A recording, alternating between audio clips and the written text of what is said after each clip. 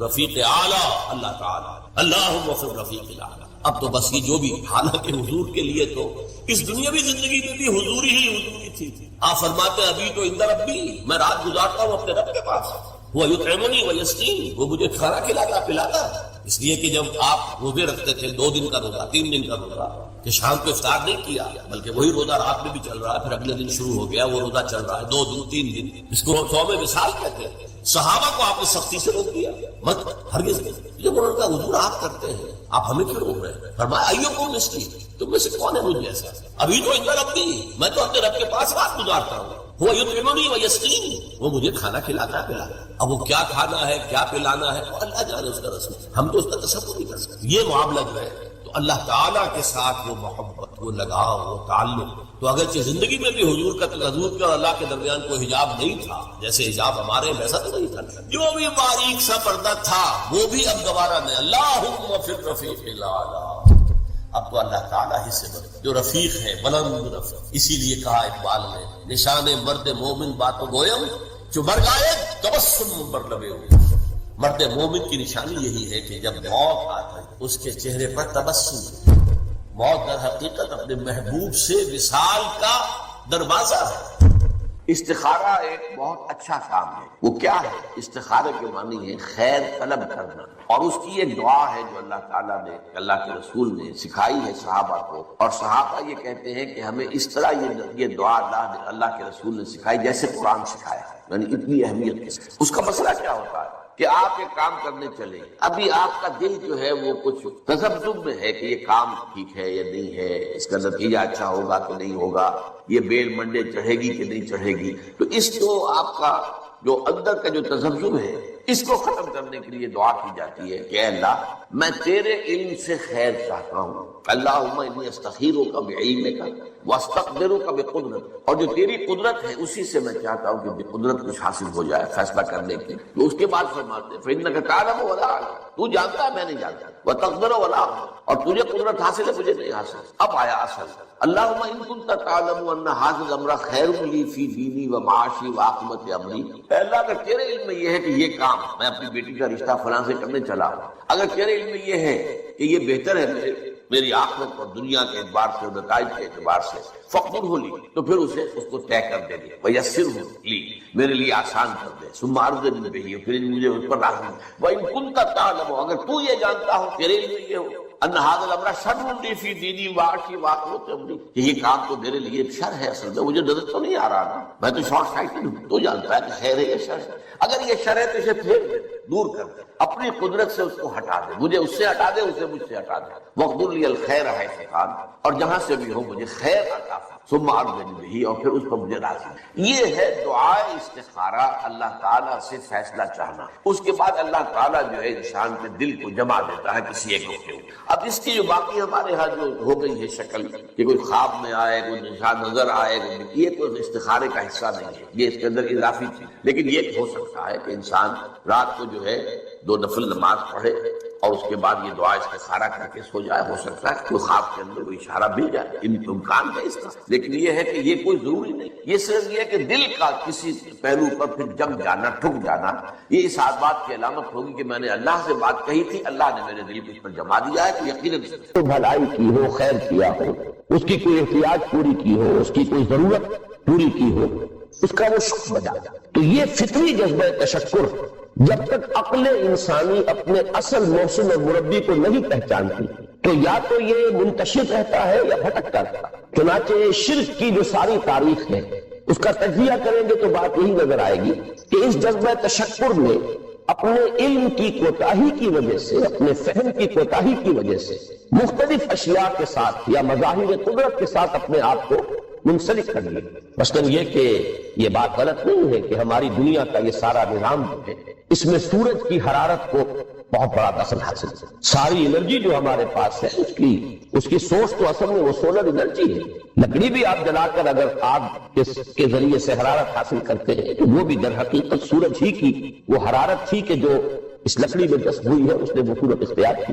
فصلوں کو سورج پکاتا ہے، اس کی حرارت جو ہے وہی ان کے پکنے کا ذریعہ بنتی ہے۔ لہذا انسان نے یہ سمجھا کہ ہمارا سب سے بڑا محسن یہ ہے، لہذا اس کے آگے ہاتھ جوڑ دیے اس کو سجدہ کیا، اسے معبود بنا لیا۔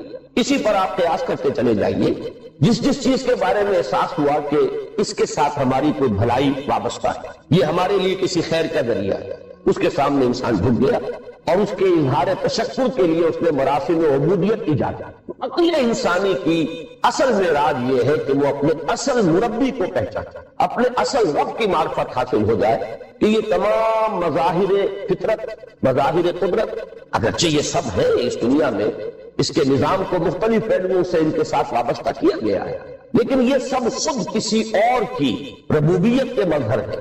کوئی اور ہے جو ان سب کا خالق ہے، کوئی اور ہے کہ جس نے ان کے لیے یہ سارا نظام بنایا ہے۔ تو ایک ہی چھلانگ میں انسان پھر وہاں پہنچتا ہے اور اپنے اصل رب اور مربی کو پہچان کر اب اپنے پورے جذبہ تشکر کو اس کی ذات کے ساتھ منسلک کرے۔ یہ میں نے خلاصہ عرض کیا آپ کے سامنے سورہ لقمان کے دوسرے رکوع کی اس پہلی آیت کا، جس میں اللہ تعالیٰ نے حضرت لقمان کے حوالے سے حکمت اور حکمت کا جو منطقی اور لازمی نتیجہ ہے دونوں چیزوں کو بیان کر دیا۔ وَلَقَدْ آتَيْنَا لُقْمَانَ الْحِكْمَةَ أَنِ اشْكُرْ لِلَّهِ، ہم نے لقمان کو حکمت عطا کی کہ کر شکر اللہ کا۔ فطرت سلیمہ کا تقاضا شکر، محسن کے لیے، مربی کے لیے، اور عقل کی معراج اپنے اصل محسن اور مربی کو پہچانا، اسی کا نام حکمت ہے۔ حکمت عقل صحیح اور فطرت سلیمہ کے امتزاج سے وجود میں آتی ہے، جس کا نتیجہ شکر رب ہے یا معرفت رب۔ تو یوں سمجھئے کہ حکمت دین کا اساسی مسئلہ ہے، باقی سارے مسائل اب یہیں سے چلیں گے۔ اس کے لیے یہ بات اگر آپ نے منتخب نصاب کے وہ اسباق پڑھ لیے ہو تو یہ چیزیں سامنے آ چکی ہوں گی کہ اس کے لیے قرآن کا اسلوب یہ ہے کہ آیات کے حوالے سے انسان کے اندر معرفت رب کو جگایا ہے۔ میں نے جگانے کا لفظ استعمال کیا ہے کہ قرآن کی حکمت یہ ہے کہ رب کی معرفت فطرت انسانی میں موجود ہے لیکن سوئی ہوئی، ڈورمنٹ، اسے جگانا ہے، اسے ایکٹیویٹ کرنا ہے۔ اس کے لیے آیات آفاقی، ان فی خلق السماوات والارض واختلاف اللیل والنہار والفلک التي تجری فی البحر بما ينفع الناس الی آخر الآیہ۔ اسی طرح آیات انفسی وفی انفسکم افلا تبصرون سنریہم آیاتنا فی الآفاق وفی انفسہم حتی یتبین لہم انہ الحق۔ لیکن ان آیات آفاقیہ کی طرف بھی صحیح نقطہ نظر سے متوجہ کرنے کے لیے اور انسان کے اندر کی سوئی ہوئی معرفت رب کو جگانے کے لیے سب سے زیادہ مؤثر آیات قرآن ہے، چونکہ یہ فطرت انسانی کے اندر کی ایک شے کو جگانے والی ہے۔ یہی وجہ ہے کہ قرآن مجید اپنے آپ کو کہیں الذکر کہتا ہے، کہیں ذکرہ، کہیں تذکرہ۔ یہ تو یاد دہانی ہے، تمہارے اپنے اندر معرفت رب موجود تھی یا موجود ہے، لیکن یا تمہیں اس کا شعور نہ تھا، وہ تمہارے شعور کی سطح پر نہیں آئی تھی، یا یہ کہ آئی تھی لیکن پھر تم اسے بھول گئے، ظہور کے پردے پر گئے۔ جیسا کہ علامہ اقبال نے کہا کہ کافر کی یہ پہچان کے آفاق میں گم ہو، تم پھر گم ہو گئے۔ لہذا اس کو اجاگر کرنے کے لیے، تازہ کرنے کے لیے یہ آیات قرآن، ان اندھیروں سے، گمشدگی کے اندھیروں سے نکالنے کے لیے، معرفت کی روشنی میں لانے کے لیے یہ آیات مبارکہ ہے۔ هو الذي ينزل على عبده آیات بینات لیخرجکم من الظلمات الى النور۔ اندھیروں سے نکال کر روشنی میں لانے کے لیے اللہ نے اپنے بندے پر صلی اللہ علیہ وسلم یہ آیات بینات نازل کی۔ لیکن اب اس سے اگلا قدم ہے اور اصل میں وہ ہے جو میری گفتگو کا موضوع ہے اس وقت۔ اس کے لیے یہ تمہید ضروری کہ حکمت قرآن کا اور حکمت دین کا اولین، اہم ترین، سب سے اساسی، سب سے بنیادی مسئلہ ہے معرفت رب۔ اگر اس مرحلے کو انسان طے کر لے اللہ کے فضل و کرم سے، اسے اللہ کی معرفت بھی حاصل ہو جائے اور اس پر ایمان بھی میسر آ جائے، تو اب اس کے سامنے تین مسئلے ہیں، ان کو اچھی طرح آئیڈینٹیفائی کریں۔ پہلا مسئلہ یہ ہے کہ اس کی فکر صحیح مزید پیش قدمی کرے، آگے بڑھے۔ یہ تو اس کا سٹارٹنگ پوائنٹ تھا، رب کو پہچان لینا۔ ابھی تو اس سے آگے بڑھ کر اس فکر صحیح کو، بڑی بلندیوں کو چھونا، جیسے کہ کلمہ طیبہ کی تمثیل بیان کی گئی قرآن مجید میں، کشجرۃ طیبۃ اصلھا ثابت وفرعھا فی السماء۔ تو فکر انسانی کے لیے وہ اصل ثابت، جمی ہوئی جڑ جو وہ تو ہے معرفت رب۔ لیکن اب یہ فکر ترقی کرے گی، یہ نشو و نما پائے گی، یہ آگے بڑھے گی، اس کی شاخیں یہ آسمانوں سے بات کرے گی، آسمانوں کی بلندیوں کو چھوئے گی۔ تو سب سے پہلا مسئلہ ہے فکر صحیح کی مزید پیش رفت، پیش قدمی۔ دوسرا مسئلہ انسان کا بہت بنیادی، عمل کی درست، صحیح عمل۔ انسان اپنے نفس امارہ سے مغلوب ہو کر یا جذبات کی رو میں بہ کر یا ماحول کے اثرات سے مرعوب ہو کر وہ کسی حد سے شمار ہے۔ چنانچہ اس کی پہلی آیت جو ہے سورہ آل عمران کے آخر رکوع کی، اس میں تو وہی مضمون جو میں بیان کر چکا وہ آیا ہے، ان فی خلق السماوات والارض واختلاف اللیل والنہار لآیات لأولی الالباب، یقیناً آسمانوں اور زمین کی تخلیق میں اور دن اور رات کے الٹ پھیر میں نشانیاں ہیں ہوش مندوں کے، ان کے ذریعے سے انسانی شعور کے اندر وہ معرفت رب اجاگر ہوگی۔ وہ پہلا مرحلہ اس نے طے کر لیا، وہ ڈورمنٹ معرفت اب ایکٹیویٹ ہو گئی۔ اب مزید فکر کا مرحلہ ہے جو اگلی آیت میں آیا ہے، الذین یذکرون اللہ قیاما وقعودا وعلی جنوبہم ویتفکرون فی خلق السماوات ربنا ما خلقت ھذا باطلا سبحانک فقنا عذاب النار، یعنی تفکر جو ہے ویتفکرون فی خلق السماوات والارض، وہ تفکر کرتے ہیں، غور و فکر کرتے ہیں آسمان اور زمین کی تخلیق میں، لیکن اس تفکر کے ساتھ لازماً ذکر اور ذکر مدام، ذکر بھی وہ کہ جو مستقل ہو ہر حالت میں، الذین یذکرون اللہ قیاما وقعودا وعلی جنوبہم، وہ لوگ کہ جو اللہ کو یاد رکھتے ہیں، اللہ کا ذکر کرتے ہیں، کھڑے ہوئے بھی، بیٹھے ہوئے بھی، اور اپنے پہلوؤں کے بل یعنی لیٹے ہوئے۔ اب ان تین کے سوا تو کوئی پوزیشن انسان کی نہیں ہے، اسی کا نام ہے دوام ذکر، اور اس کے ساتھ اگر وہ تفکر کرتے ہیں تو ان کا فکر اگلی منزل تک پہنچتا ہے۔ میں اس پر زیادہ بحث اس وقت نہیں کروں گا، اس وقت میں نے چونکہ وہ تین باتیں بیان کی تھی، میں درجہ بدرجہ چاہتا ہوں کہ آگے بڑھوں اور ایک حد سے زیادہ کسی بھی مسئلے میں تجاوز نہ کروں۔ یہ جو بات سورہ آل عمران کی آخری رکوع کی اس دوسری آیت میں آئی ہے، اسی کو مولانا روم نے بیان کیا ہے بہت ہی سادہ لیکن بڑے پرمغز شعر میں، یہ قدر گفتین باقی فکر کو، فکر اگر جامد بہت ذکر کن، اس قدر تو ہم نے تمہیں بتا دیا، سمجھا دیا، یہ بات تو آ گئی تمہارے عقل میں، اب جاؤ خود غور کرو، مزید آگے پیش قدمی کرو۔ یہ قدر گفتین باقی فکر کن، فکر اگر جامد ہو رو ذکر کن، فکر میں جمود آ جائے، فکر سست پڑ جائے تو جاؤ پھر ذکر۔ تو یہ ذکر اور فکر گویا کی گاڑی کے دو پہیے ہیں کہ جن سے فکر انسانی صحیح رخ پر آگے بڑھے۔ اگر یہ ذکر ساتھ نہیں رہے گا تو فکر انسانی کج ہو، تاکڑیا میرا دیوار کج، پھر وہ فکر جو ہے وہ بلندی کو کتنے ہی پہنچ جائے لیکن وہ ٹیڑھی بلندی ہوگی، وہ صراط مستقیم پر پیش قدمی کرنے والا فکر نہیں۔ اسی کو علامہ اقبال نے اپنے دو اشعار میں، کیونکہ انہوں نے مولانا روم کو اپنا پیر بھی تسلیم کیا ہے، مرشد رومی، تو یہ فکر جو ہے، یہ خیال جو مولانا روم نے پیش کیا، اسی کو علامہ اقبال نے دو اشعار میں سمجھتا ہوں کہ مزید شکوہ کے ساتھ مزید خوبصورت اور حسین انداز میں پیش کیا ہے۔ جز بقرآن زیغمی روباہی فقر قرآن اصل شاہنشاہی، قرآن کے بغیر اگر کوئی شعر بھی ہو تو وہ بھی اصل میں لومڑی ہے، اس کی کوئی حقیقت نہیں ہے، اس لیے کہ اصل شاہنشاہی جو ہے وہ تو فقر قرآن۔ اب فقر قرآن کیا ہے؟ فقر قرآن اگر آپ لکھا ہوا دیکھیں گے اس کو تو اس کے آگے یہاں اب سوالیہ نشان آ جائے گا، فقر قرآن، یعنی سوچو فقر قرآن کیا ہے، اور جواب ہے اختلاط ذکر و فکر۔ فقر قرآن امتزاج سے وجود میں آتا ہے کہ اس میں ذکر بھی ہو فکر بھی، اور فکر را کامل نہ دیدم جس میں ذکر، میں نے فکر کو کبھی بھی اپنی منزل مقصود تک پہنچتا ہوا نہیں پایا جب تک کہ اس کے ساتھ ذکر۔ تو پہلی شے تھی فکر انسانی کی صحیح رخ پر مزید پیش قدمی اور پیش رفت، اور اس کے لیے لازم ہے ذکر و فکر کا امتزاج۔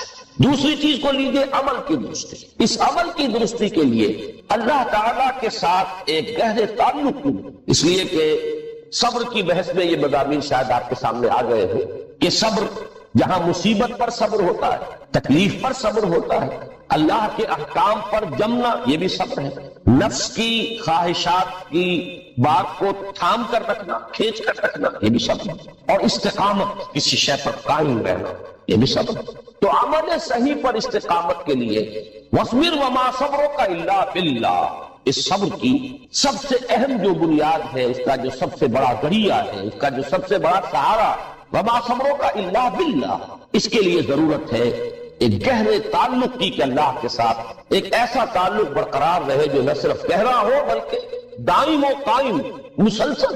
ذرا ذہول ہوگا تعلق میں اللہ میں ذرا کمی آئے گی، شیطان کا وار طاری ہو جائے۔ اسی کو حضور نے حدیث میں یوں تعبیر کیا ہے تمثیلاً کہ جو دل اللہ کی یاد سے غافل ہے اس پر فارسی کا وہ مقولہ بھی ہے کہ خانہ خالی را دیو بھی گرا، گھر خالی رہے تو جنات اس پر دیو جو ہے آ کر قبضہ جما لیتے ہیں۔ تو خانہ قلب جو ہے اگر یاد خدا بندی سے خالی ہو گیا تو شیطان ابلیس لعین اپنی تھوتنی ٹکا دیتا ہے۔ یہ لفظ آتا ہے سور کے منہ کے لیے تھوتنی، جس طرح اس کا نکلا ہوا سا منہ ہوتا ہے آگے، تو یہ لفظ استعمال کیا گیا کہ وہ اپنی تھوتنی انسان کے دل پر جما کر اور پھوکے مارنے شروع کر دیتا ہے۔ تو شیطان کو موقع ہی کم ملتا ہے جب انسان کے تعلق مع اللہ کے اندر کمی لگے، وہ خانہ بالکل خالی ہو گیا ہو یا اتنا ضعیف ہو گیا ہو کہ کل عدم ہو یا کہ نہیں۔ تیسری چیز کی طرف آئیے، روحانی ترقی۔ روحانی ترقی کے لیے میں ایک اصطلاح کے سامنے لا رہا ہوں، اس سے مراد کیا ہے؟ روحانی ترقی کے لیے ہماری دینی اصطلاح ہے تقرب الی اللہ، اللہ سے قریب تر ہوتے چلے جائیں۔ اس پر میرا ایک کتاب بھی ہے، تقرب الی اللہ کے دو مدارج، دو درجے، جو در حقیقت ایک حدیث نبوی علیہ الصلوۃ والسلام ہی پر مبنی ہے کہ حضور نے ایک درجہ قرار دیا ہے تقرب بالفرائض، فرائض کے ذریعے سے انسان اللہ کے قرب حاصل کرے۔ ایک ہے تقرب بالنوافل، نوافل کے ذریعے سے اللہ کا قرب حاصل کرے۔ ان میں کیا نسبت و تناسب ہے؟ اہمیت کے اعتبار سے کون بڑھ کر ہے، بلندی کے اعتبار سے کون بڑھ کر ہے، یہ تمام مسائل میں نے اپنی اس تقریر میں بیان کیے تھے جو اس کتاب کے میں شائع ہوئی۔ اس وقت میں اس کی تفصیل میں نہیں جا رہا، صرف یہ تذکرہ اس لیے کر رہا ہوں کہ جن کو بھی خواہش ہو جائے اس کا مطالعہ کرے۔ ہماری اس وقت کی گفتگو سے وہ کتابچہ اس جگہ پر منسلک ہوگا۔ تو تقرب الی اللہ، یہ تقرب کوئی فزیکل فینومینن نہیں ہے، جسمانی یا مادی مسئلہ نہیں ہے۔ اللہ سے قرب یہ نہیں ہے کہ کوئی کروڑوں میل کا فاصلہ ہے، اب ہمیں وہ رسی پر چڑھنا ہے اوپر بڑی محنت اور مشقت سے، فصل تو ہے ہی نہیں، فاصلہ ہے ہی نہیں، بورڈ ہے ہی نہیں۔ نحن اقرب الیہ من حبل الورید، ہم تو انسان سے اس کی شہرگ سے بھی زیادہ قریب ہیں۔ ہوا معکم اینما کنتم، وہ تو تمہارے ساتھ ہی ہوتا ہے جہاں کہیں بھی تم ہو، بس صرف یہ کہ تمہاری توجہ نہیں ہوتی، تم اور چیزوں میں مشغول و مصروف رہتے ہو، تم ہماری طرف دھیان ہی نہیں دیتے، تم ہماری طرف متوجہ ہی نہیں ہوتے۔ ہم تو مائل بے کرم ہے، کوئی سائل ہی نہیں، راہ دکھلائیں کسی رہنمے منزل ہی نہیں۔ انسان جب متوجہ ہو جاتا ہے اور بڑھتا ہے، آگے پیش قدمی کرتا ہے روحانی اعتبار سے، تو یہ ہے در حقیقت تقرب الی اللہ، اور اسی کو ہم کہیں گے روحانی ترقی۔ اب ان تین چیزوں کو اگر آپ نے ذہن میں جما لیا، پھر میری بات کی ترتیب اس کو ذہن میں قائم کیجئے۔ ہم چلے کہاں سے کہ دین کے ساتھ اصل مناسبت فلسفے کی نہیں، حکمت کی۔ نمبر 2، حکمت قرآنی کا پہلا اور اہم ترین اور بنیادی مسئلہ معرفت رب کا حصول، اس کا نتیجہ شکر خدا، اس کا ذریعہ آیات آفاقی، آیات انفسی، اور سب سے بڑھ کر آیات قرآنی، جو الذکر، جو تذکرہ ہے، جو ذکر ہے۔ لیکن اس پہلے مرحلے کو اگر کوئی انسان بفضل ہی تعالی، اللہ کے فضل و کرم سے طے کر لے، اب اس کے سامنے تین ہیں۔ فکر کی مزید پیش قدمی صحیح اس پر، اس کے لیے ذکر اور فکر دونوں کا امتزاج ہے۔ فقر قرآن اختلاط ذکر و فکر، الذین یذکرون اللہ قیاما وقعودا وعلی جنوبہم ویتفکرون فی خلق السماوات۔ دوسری شے عمل کا درست رہنا، نہ افراط و تفریط ہو، عدم توازن ہو، نہ انسان نفس سے مغلوب ہو جائے، نہ انسان جذبات کی رو میں اندھا ہو جائے، نہ انسان ماحول سے مرعوب ہو کر متاثر، صحیح رخ پر اس کا عمل۔ نمبر 3، روحانی ترقی، جو اصل حاصل ہے، جو اصل مقصود ہے۔ نمبر 2 چیز کے لیے تعلق مع اللہ ضروری، نمبر 3 کے لیے تقرب الی اللہ۔ اب غور کیجئے، ان تینوں چیزوں کا بڑا گہرا تعلق ہے نماز، ان تینوں کے لیے ستون کی حیثیت نماز۔ لہذا ایمان کے بعد یا معرفت رب کے بعد حکمت دین کا اہم ترین مسئلہ نماز، صلاۃ، اس لیے کہ ایک طرف یہ انسان کو اللہ کے ساتھ ایک گہرے تعلق کا ذریعہ فراہم کرتا ہے، اپنے تمام مصروفیات میں سے، ان مشغولیتوں میں جن میں گم ہونے کا خدشہ ہو، نکلو۔ 24 گھنٹے کے معمولات میں سے کم 5 مرتبہ تو لازماً نکلو، اور اپنے آپ کو ذرا، اپنے حواس کو بھی، اپنی باطنی کیفیات کو بھی ذرا تازہ کرو۔ اگر کوئی گندگی، نجاست، کسی طرح کی ناپاکی کا کوئی معاملہ ہے، طہارت سے تمہارے اندر روح کو بھی بالندگی ہوگی، تمہارے حواس بھی تازہ ہوں گے، تم گویا کہ بحیثیت کل تمہاری ہستی چاق و چوبند ہوگی، وہ کسل، وہ سستیاں، وہ جو ایک کثافتیں ہوتی ہیں، ان سب سے نجات۔ اور آپ اپنے رب کے حضور میں کھڑے ہو جاؤ، اس کے ساتھ اپنا عہد بھی تازہ کرو، اس کی اہم صفات کو بھی اپنے ذہن میں پھر مستحضر کرو. یہی وجہ ہے، دیکھیے میں نے جو آیات آپ کو شروع میں سنائی تھی، سورہ لقمان کی 2 آیتیں، پہلی آیت میں اس کا ترجمہ کر چکے، دوسری آیت وَلَقَدْ وَإِذْ قَالَ لُقْمَانُ لِابْنِهِ وَهُوَ يَعِظُهُ يَا بُنَيَّ لَا تُشْرِكْ بِاللَّهِ إِنَّ الشِّرْكَ لَظُلْمٌ عَظِيمٌ. اس کے بعد درمیان میں کچھ مضمون آ کر پھر وہ آیت مبارکہ آئی، یا بنی اقم الصلاۃ وامر بالمعروف وانہی عن المنکر واصبر علی ما اصابک. گویا کہ اہم ترین چیز، بنیادی ترین چیز، اللہ کو محض پہچان لینا کافی نہیں ہے، یاد رکھنا ضروری ہے. اللہ یاد رہے گا تو فکر صحیح آگے بڑھے، اللہ یاد رہے گا اور اس کے ساتھ ایک گہرا تعلق جو ہے برقرار رہے گا تو عمل درست ہے. بالکل یہی بات سورہ طٰہٰ میں جو پہلی وحی حضرت موسیٰ علیہ السلام پر ہوئی اور پہلا مخاطبہ ہے، کیونکہ حضرت موسیٰ کو یہ انبیاء کرام کے مقدس گروہ میں ایک امتیازی حیثیت حاصل ہے کہ ان سے براہ راست گفتگو ہوئی ہے، اگرچہ صرف ایک پردہ تھا، وہ من ورائے حجاب گفتگو ہوئی ہے، لیکن یہ کہ کوئی فرشتے کا درمیانی جو ہے وہ لنک نہیں تھا. براہ راست اللہ تعالیٰ نے حضرت موسیٰ علیہ السلام سے کلام فرمایا. کلم اللہ موسیٰ تکلیما، موسیٰ سے تو اللہ نے کلام فرمایا جیسے کہ کلام کیا. تو پہلا مخاطبہ ہے، یہ پہلا مکالمہ ہے، پہلی وحی کہیے، اسی میں یہ الفاظ بھی موجود ہیں، اننی انا اللہ لا الہ الا انا فاعبدنی واقم الصلاۃ لذکری. یہ گویا کہ حکمت قرآنی کا ایک بہت بڑا خزانہ ہے یہ آیت، کہ خود حضرت موسیٰ علیہ السلام کو جو ہدایت دی جا رہی ہے، میں ہوں، میں اللہ، اننی انا اللہ لا الہ الا انا، میرے سوا کوئی معبود، فاعبدنی، بس میری بندگی، میری عبادت، میری پرستش، میری محبت، اس کو اختیار کر. وَأَقِمِ الصَّلَاةَ لِذِكْرِي، اور نماز کو قائم رکھو میری یاد. بلکہ اسی سلسلہ کلام میں آگے چل کر سورہ طٰہٰ میں آتا ہے، کافی گفت و شنید کے بعد جب حضرت موسیٰ نے کچھ معذرت بھی کی، کچھ دعائیں بھی کی، اللہ نے ایک دعا قبول بھی کی کہ ان کے بھائی کو بھی شریک کر دیا، حضرت ہارون کو بھی. اس کے بعد پھر جب فرمایا کہ اب جاؤ فرعون کی طرف، تو اس میں فرمایا وَلَا تَنِيَا فِي ذِكْرِي، اور دیکھنا یہ جو عظیم مشن تمہارے کندھے پر آ گیا ہے، بڑا بھاری اور کٹھن ایک فرض ہے جو تم پر عائد ہو گیا، اس کے لیے سب سے بڑی تمہارے پاس جو قوت کا ذریعہ ہے وہ نماز. فَلَا تَنِيَا عَن ذِكْرِي، میری یاد میں کبھی غفلت نہ کرنا، اس میں کبھی کوئی کمی نہ آنے دیں. جیسا کہ میں نے عرض کیا تھا کہ جیسے ہی وہ تعلق جو ہے کمزور پڑتا ہے یا منقطع ہو جائے معاذ اللہ، تو پھر انسان گویا کہ شیطان کے لیے لقمہ ترب. اب آپ غور کیجئے، تیسری شے تقرب اللہ، اس کے حوالے سے بھی جو فرائض اور نوافل کی بات ہے اس کو اس وقت ذہن سے نکال کر یہ سمجھیے کہ اس میں نماز کا کیا مقام ہے. اس لیے کہ نماز فرض بھی ہے، نماز وقت بھی ہے، وہ تو ان دونوں میں شریک ہو جائے گا. اب اس کو لفظ صلاۃ کے حوالے سے آپ ان دونوں چیزوں کو سمجھیں. صاد لام واو یا یہ چونکہ حروف علت ایک دوسرے سے بدلتے رہتے ہیں، یہ جو مادہ ہے اس کی جو خالص لغوی اصل ہے، جو خالص عربی زبان میں اس کا بنیادی مفہوم ہے، وہ آگ جلانا یا آگ تاپنا یا آگ سینکنا، حرارت حاصل. لہذا بار بار آتا ہے جہنم کے ذکر میں، اسلوہا، اب جلو اس میں، تاپو اس کو، یہ سینکے گی تمہیں. بلکہ تفتلون کا لفظ آیا ہے حضرت موسیٰ کے کلام میں، جب وہ گئے تھے کوہ طور پر، جب پہنچ گئے تو تھے آگ کی تلاش میں، لعلکم تفتلون، تو اپنے اہل خانہ سے یہی کہا تھا کہ مجھے کہیں وہ روشنی نظر آ رہی ہے، غالباً کوئی وہاں سے آگ مل سکے گی، ورنہ یہ کہ کوئی رہنمائی کو رستہ مجھے مل سکے گا، میں وہ آگ لے آؤں گا، کوئی چنگاری وہاں سے لے آؤں، لعلکم تفتلون، تاکہ تم. اب یہ اصطلاح در حقیقت باب افتعال ہے، اور یہ تے یہاں پر کوئے کی شکل اختیار کر گئی، تا نے توبن کی صورت اختیار کی صاد کی وجہ سے. بہرحال اس کا سب سے بنیادی مفہوم جو ہے وہ ہے تاپنا، سکائی حاصل کرنا، حرارت. اس کے حوالے سے سمجھ لیجئے کہ سب سے بنیادی تعلق اس کا جو ہے وہ روح کے ساتھ. روح میں محبت خداوندی کی آگ اگر ٹھنڈی پڑ گئی، اگر محبت خداوندی کی حرارت میں کمی ہو گئی، تو اس کو اثر نو، جس کو کہ میں آج سوچ رہا تھا تو ایک لفظ ذہن میں آیا کہ جیسے بیٹری اس کو ریچارج کیا جاتا ہے، اسی طریقے سے روح کے اندر محبت خداوندی کی اس حرارت کو اثر نو پیدا کرنا، یہ ہے در حقیقت نماز کا اصل.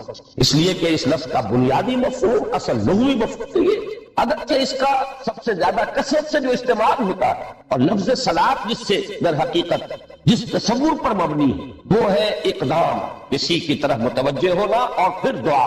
صلاۃ کا سب سے قریبی مفہوم لفظی جب بیان کیا جائے گا، اس سے مراد، اس کے معنی، تو دعا اس میں اہم ترین ہے۔ کسی کی طرف توجہ کرنا، مناجات کرنا، گفتگو کرنا، مخاطبہ، مکالمہ، دعا، یہ در حقیقت صلاۃ کا سب سے بڑا اصطلاحی مفہوم ہے۔ لیکن جو اس کا مادہ ہے، صاد لام واو یا صاد لام یا، اس کا اصل مفہوم جو ہے وہ تاپنا، حرارت حاصل کرنا۔ تو ان دونوں کے حوالے سے عرض کرتا ہوں، وہ تاپنا اور حرارت حاصل کرنا یہ ہے روح کے اعتبار سے۔ وہ جو کہا اقبال نے کہ بجھی عشق کی آگ اندھیر ہے، مسلمان نہیں راستہ ٹھیر۔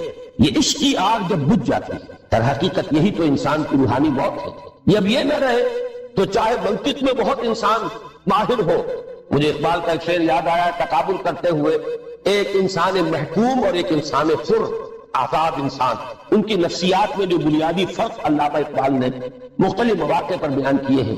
محکوم ہے بیگانہ اخلاص و مروت، ہر چند کے منطق کی دلیلوں میں ہے چالاک۔ تو منطق کی دلیلوں میں انسان چالاک ہو جائے اور وہ لغت ہائے حجازی کا وہ ایک خزانہ بنے، اسے تمام الفاظ کے معنی یاد ہو، وہ بڑے مسائل فقہ کے اسے ازبر ہو، جزیات بے انتہا جزیات جو ہے وہ مستحضر ہو، فلسفے کے بڑے بڑے مسئلے اس نے حل کر لیے ہیں۔ لیکن اگر روح میں وہ اللہ کی محبت کی آگ نہیں ہے، وہ تپش نہیں ہے، مجھے عشق کی آگ اندھیر ہے، مسلمان نہیں راستہ ہے۔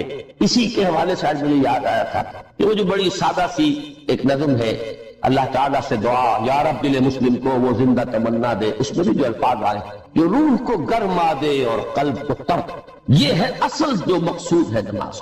اور یہی وہ چیز ہے جیسا کہ میں نے عرض کیا تھا کہ نگاہوں سے اٹھو، یہ پہلو سامنے ہے نہیں، دوسرا پہلو سامنے ہے اور وہ بھی میرے نزدیک بہت اہم ہے، بہت بنیادی ہے، اس میں کوئی شک نہیں، لیکن یہ ہے بلند ترین مطلب کہ تقرب الی اللہ، اس کے لیے در حقیقت یہ کس لیے درکار ہے؟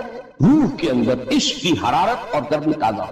بسا اوقات یہ اندر دب جاتی ہے، جیسے انگارہ ہوتا ہے آگ کا، اس کے اوپر خاک اور راکھ آ جاتی ہے، اندر کچھ ہوتی ہے۔ آگ دبی ہوئی سمجھ، آگ بجھی ہوئی نہ جان، اس دبی ہوئی آگ کو پھر ایک شعلہ بنانا، پھر اس کے اندر ایک حیات تازہ پیدا کرنا، یہ ہے نماز کا اہم ترین اور بلند ترین مقصد۔ لیکن اس کے ساتھ ہی اس نماز میں ذکر ہونا، اس کا یہ ذکر ہے، اور ذکر کی جب میں فہرست بیان کیا کرتا ہوں بہت سے حضرات کے سامنے ہوگا کہ ذکر کا در حقیقت مفہوم ہے استحضار اللہ فی القلب۔ ہمارے ہاں غلطی سے جو ذرائع ذکر ہے انہیں ذکر قرار دے دیں۔ نماز ذکر نہیں ہے، نماز ذکر کا ذریعہ۔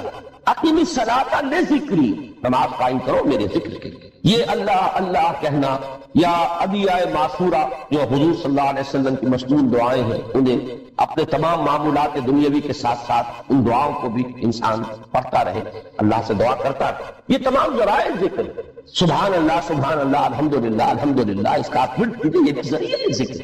حقیقت میں ذکر ہے استحضار اللہ فی القلب، اللہ کو دل میں لے آنا، اللہ کو دل میں حاضر کر لینا، اصل میں تو ترجمہ ہوگا لیکن حاضر جاننا، یہ کیفیت جو ہے انسان کو حاصل ہے۔ اب اس کے حوالے سے ذرا بات سمجھیے کہ ایک تو میں عرض کر چکا ہوں مجسم ذکر تو قرآن، لہذا ذکر کی فہرست جب آپ کریں گے ذرائع ذکر تو ان میں سب سے پہلے قرآن ہے، اس لیے کہ وہ ہماری حکمت کے پہلے مسئلے کو حل کرتا ہے، بنیادی مسئلہ، اہم ترین مسئلہ۔ دوسرے نمبر پر ذکر جو ہے، اب اس کے لیے کچھ اصطلاحات جو میرے مختلف دروس میں شاید آپ کے سامنے بعد میں آئیں یا پہلی آ چکی ہو، ان کے حوالے سے میری بات سمجھیں۔ ایک ذکر غیابی ہے، تھرڈ پرسن میں، صیغہ غائب میں اللہ کی یاد، اللہ اکبر اللہ اکبر اللہ اکبر۔